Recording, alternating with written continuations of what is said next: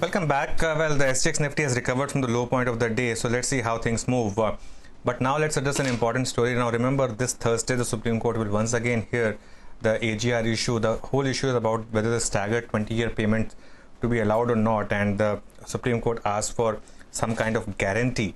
Kritika Saxena has picked up some important issues on what the telecom companies might offer. Kritika? Good morning, Anuj. So as you were pointing out, the telcos have been asked to file a reply on 3 points. One is the timeline of payments, 2 is the roadmap of payments, and 3 is the security. Now, the big contentious point can be the security and what undertaking they can really provide. So I've been talking to a couple of telecom companies, specifically of course Bharti Airtel and Vodafone Idea, who are in this particular case. We understand that they are likely to offer, they are considering offering a spectrum license and tangible assets as security. So in that context, to begin with, we understand that they are valuing the tangible assets and the net assets that they have currently and trying to come up with a proper documentation and figure for it.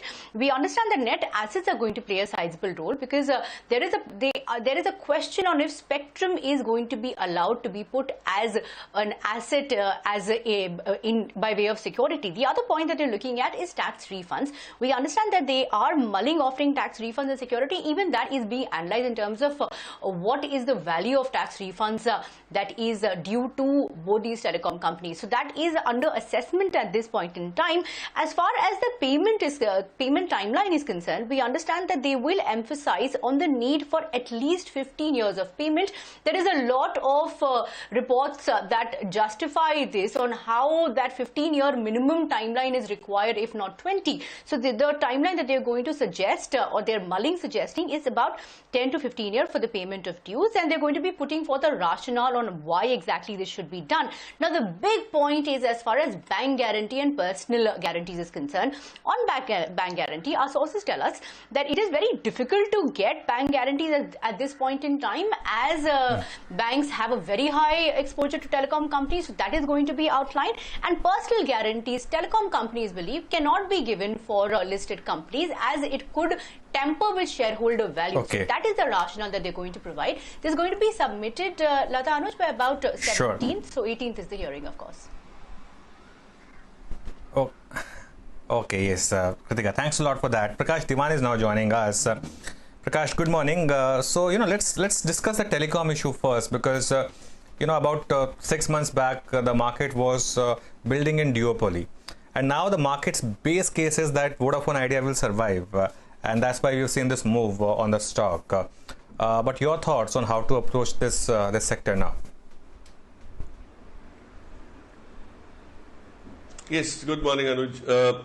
So while I do accept the fact that post the hearing on the AGR early last week, we could probably see acceptance that's coming through, clarity that's coming through, that let's leave the PSU aside, just focus on the players who actually have used the license to get services going. From that perspective, while it might have seen that Idea Vodafone has a role, it could also come under a cloud in terms of inhibiting the kind of growth expenditure that it can incur. Yeah, and while the other two players just seem to be getting in a stronger position with every day. So my sense is that the gap between the top two players and the third player, even if the third player stays around, is going to be significant. So it would probably diminish in terms of the impact that it could have. So all the improvement that you were penciling in, and suddenly the stock had moved all the way from sub 4 to 12, close to 12 bucks, is some probably was riding in a lot of hope. So that might kind of get questioned, and anything above 10 years is going to be favorable for the telcos. Anything 10 or less is going to be a struggle.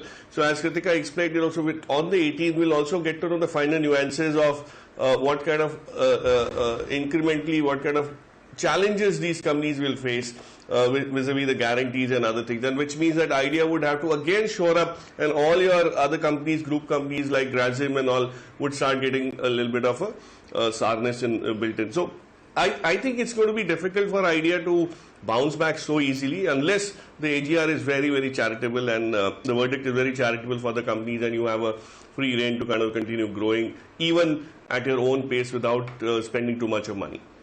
That didn't sound like the court's tone at all. I mean, they dismissed 20 years so summarily and so strongly that I don't know whether they'll agree to even 10 years and asking for personal guarantees. The tone of the court didn't sound like it will agree to any easy conditions. Prakash, yeah, good morning, and I wanted to therefore ask you about Bharti as well. But before that, the player who is really making life tough for everyone has been RelJio, and the pace at which it is getting money, it will very soon be able to even attack on prices. We've been assuming that price will be not an issue and that people will stop undercutting. But this is a significant amount of investment that they are getting. So your thoughts, I mean, won't RelJio continue to be fiercely competitive?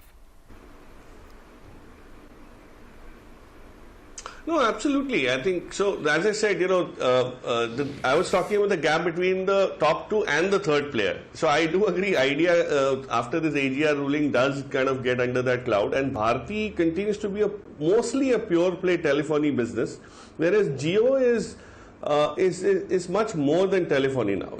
So you have so many other things attached to the Jio vertical in terms of the platform utility or application on retail, on finance, on agri. So all of that is going to be a whole basket of businesses. So in fact, Jio itself will have an SOTP valuation, as Reliance Industries always had an SOTP valuation. So it's going to be fairly complex because all verticals, all vectors will move very differently at different points in time. But I don't think this money that's coming in, Lata, is going to be used to operationally make it much more competitive by not raising prices or something. They would be happy to increase prices because at the end of the day, ROE, ROCE also have to be, these ratios are looked at very, very actively by investors, and they would have to justify that. And if the environment allows you to do it, I don't see any reason why Bharti and Jio wouldn't do it almost in tandem, if not identically. So it would be one after the other, and it would continue to see. We will see as consumers ARPUs going up, and both these companies getting profitable. Jio seems to be in a better position to even go for the 5G spectrum acquisition. That's going to be the game changer towards the end of this calendar year, and that might differentiate and build that gap between Bharti and itself. No, actually, to be fair, this money is going to RIL for pairing of debt. It's not getting invested. It's a promoter sale. So, I mean, yeah, I made a mistake saying that it gives them more elbow room to drop prices. That's not quite the case. Okay, Prakash, therefore, I wanted to ask you now, how would you approach the rights that will be listed today? Considering that people who hold these rights will be holding RIL ultimately, which is a giant of so many companies now. Of course, there'll be an oil to commodities vertical, but as you say, Jio itself will be a sum of the parts issue. Then there is retail to yet to be actualized into a vertical in its own right. So where will the rights list, and do you perennially see it being attractive? So, given the kind of pent-up demand that's there, and there will be a lot of people, so there are a couple of things, let me quickly throw in. The ratio of 1:15 wasn't very liberal, okay, so, and a lot of people probably thought that 12.57 was a bit of a high price, but the stock behavior has probably proven otherwise, yeah, so we've seen it cross that 1600 barrier as well, after the rights issue was announced, along with the earnings, and the kind of appetite that we've seen even for the entitlement, Lata. I mean, I've never seen something like this historically in our markets where something gets traded with such decent volumes. Forget the price impact. I'm talking the interest level, the volume as indicated by volumes. Today, you are getting a call option to buy into the Reliance story. Let's say I put a target of 2,000, 2,200 on my mind. I am buying this particular stock by just putting in $600.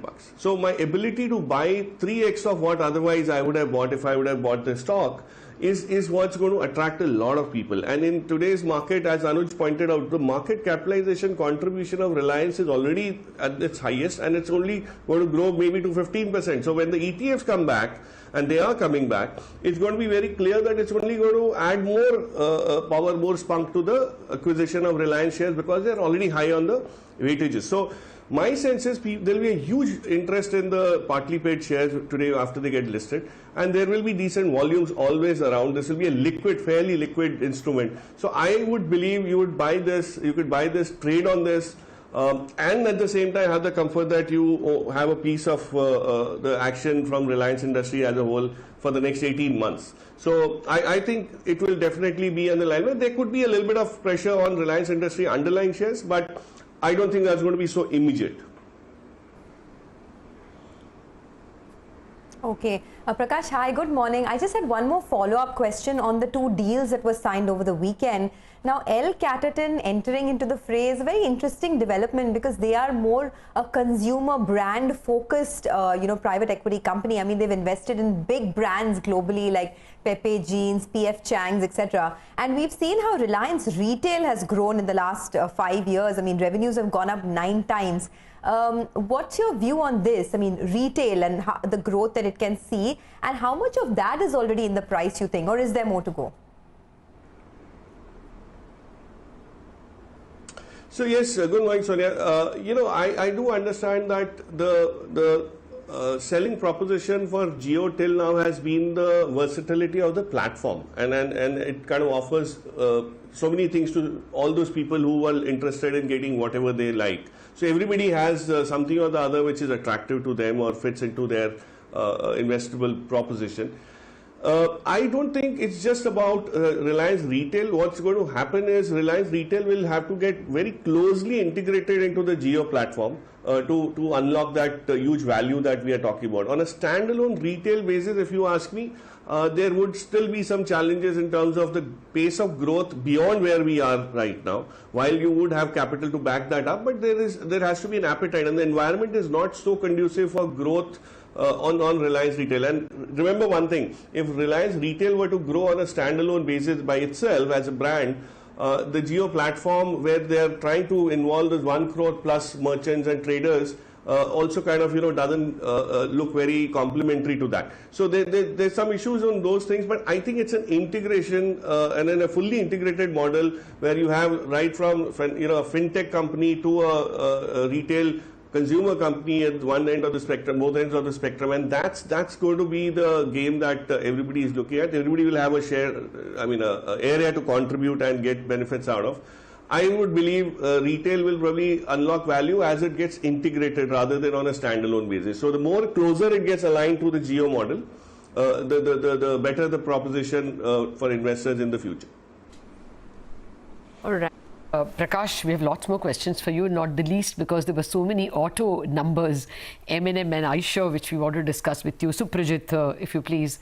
But we have to take a technical break. We have to take a break, and the technical strategies will be with us in just a minute after the break.